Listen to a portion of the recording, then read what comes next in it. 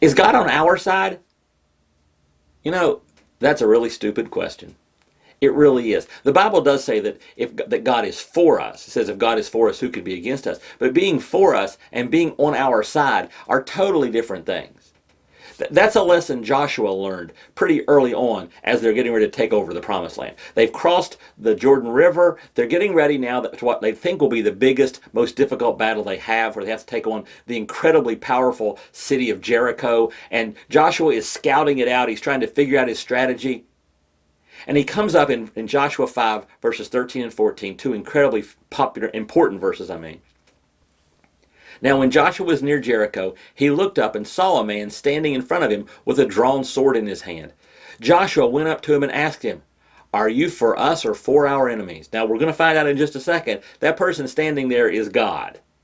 And he just asked God, "Are you on our side?" And listen how God replies.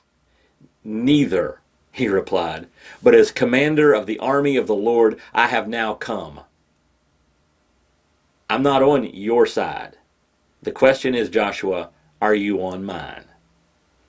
The next part says, Then Joshua fell face down to the ground in reverence and asked him, "What message does my Lord have for his servant?"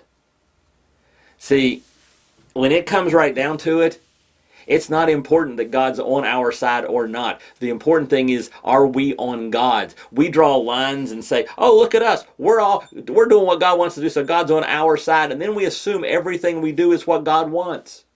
That's not true. We have to regularly go back to God and reaffirm to Him, fall face down in front of Him and say, "God, we're on your side.